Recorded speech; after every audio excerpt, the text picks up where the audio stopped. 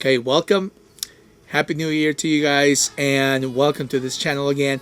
And I'm gonna start posting, regularly here.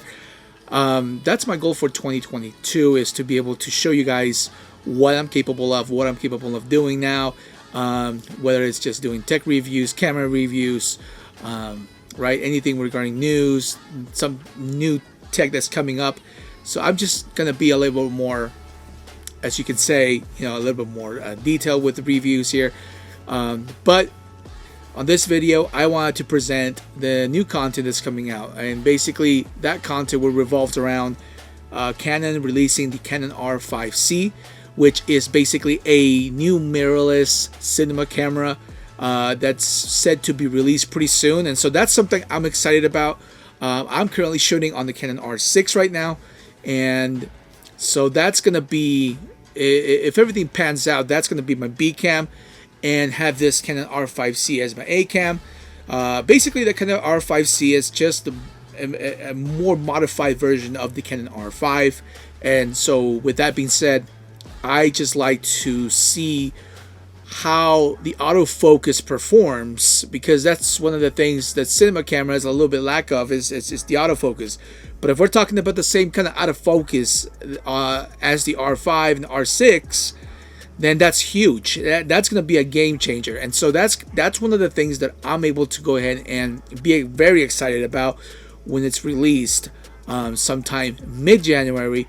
So as soon as I hear anything in regards to it, I'll definitely post my opinion.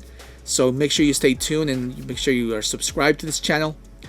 And so yeah, the other thing I'm definitely excited about is basically unlimited recording with no overheating, which definitely crippled that camera, Canon R5, out when it comes to long versions or long time recording.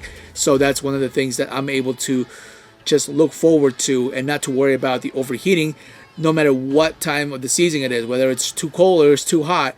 I'm not going to worry about that little overheating icon, right? That's the hope.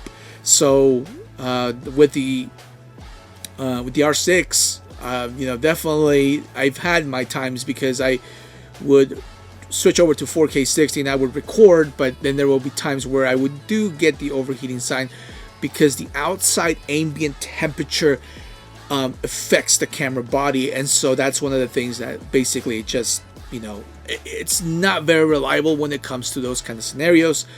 So the Canon R5C hopefully just takes care of all that when it comes to this summer. And definitely I'll share my personal real world reviews when it comes to actually putting the camera out there. So as I've been done extensive tests with the R6, I'm gonna do extensive tests with the R5C.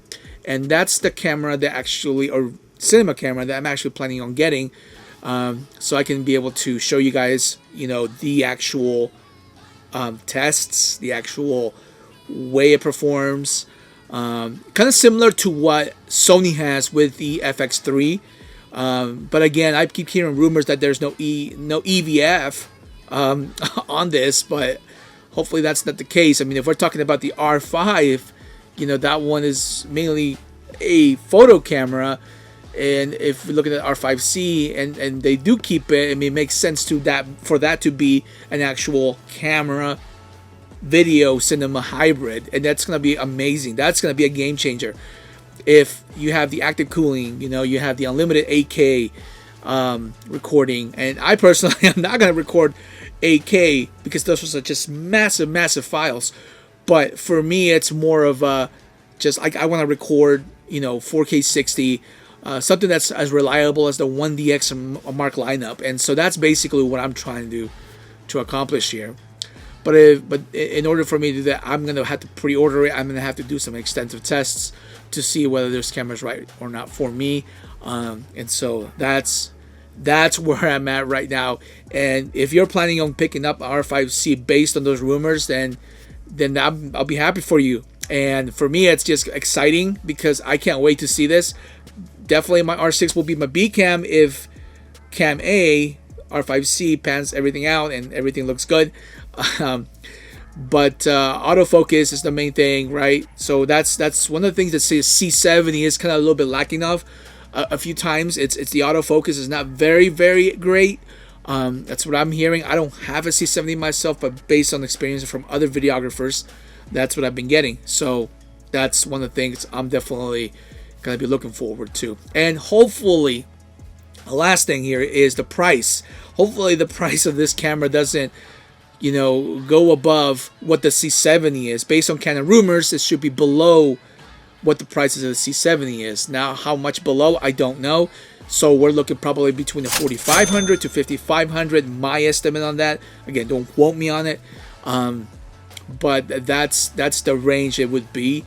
Anything above 6,000 is just doesn't make any sense at this point, because you can even find a used C70 online for like 5,000, 5,500 bucks, depending on what you're looking for.